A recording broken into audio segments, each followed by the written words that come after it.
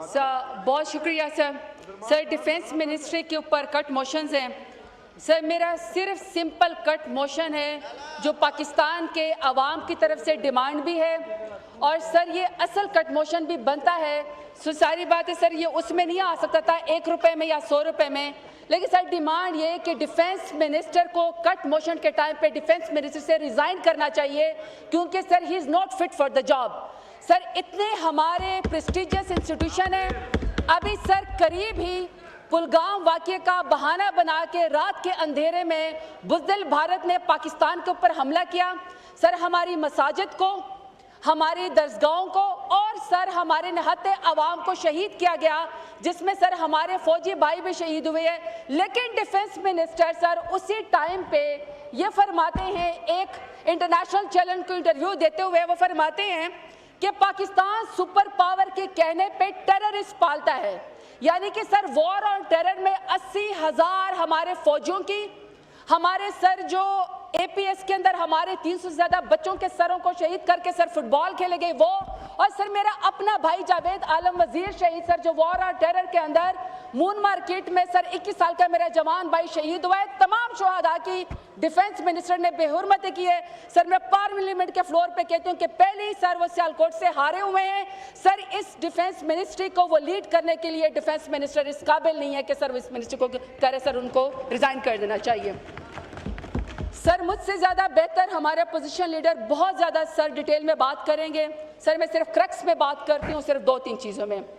Sir हमने मौजूदा हालात में देखा है, हम ये समझते हैं कि आजकल जो वॉरफेयर है या जो सर जो जंगें हैं सर वो ग्राउंड के ऊपर सर या काइनेटिक जो पोजीशन है उससे निकल के सर अब वो बिल्कुल मॉडर्न टेक्नोलॉजी के ऊपर चली गई हैं। सर मेरी डिमांड ये है कि डिफेंस मिनिस्ट्री का बहुत सारा पोर्शन जो है सर वो AI के लिए, आर्टिफिशियल इंटेलिजेंस के लिए और साइबर सिक्योरिटी के लिए जो है सर वो मुख्तस किया जाए, क्योंकि सर ये जो जंगें अब लड़ी जा रही हैं उसमें अगर हमने कॉम्बैट करना है और जो सर पाकिस्तान की स्ट्रेटेजिक पोजीशन है वो बहुत अहम है पाकिस्तान की, और पाकिस्तान के सर अपनी भी डिफेंस का मामला है। सर हम पाकिस्तान की 1 इंच ज़मीन के ऊपर भी सर कब्जा नहीं करने देंगे। पाकिस्तान का झंडा सब्ज़ी लाली परचम ऊंचा रहे, मेरा मुल्क है सर, हम इसके लिए लड़ेंगे। मैं ये समझती हूँ कि सर आजकल दुनिया में मुकाबला करने के लिए हमें आर्टिफिशियल इंटेलिजेंस पे और सर साइबर सिक्योरिटी पे जाना पड़ेगा। सेकेंड सर मेरी डिफेंस मिनिस्ट्री में कट मोशन पे डिमांड है कि सर ये इनका है वेलफेयर ऑफ शुहदा फैमिली। सर जो लोग हमारे शहीद होते हैं पाकिस्तान के झंडे में सर उनका जस्द खाकी जो है वो सर लिपटा जाता है, सर उनकी शुहदा की जो बेगमात है या जो उनकी फैमिलीज़ हैं, सर मैं ये समझती हूँ कि ये जितना भी उनके लिए बजट सर उसको ट्रांसपेरेंट किया जाए और मेक श्योर किया जाए कि सर उनके ख़ानदानों को कोई तकलीफ़ ना हो। सर हमें वो उतनी इज़्ज़त और तकरीम के काबिल हैं जितने सर वो पाकिस्तान के लिए अपनी जान कुर्बान करते हैं।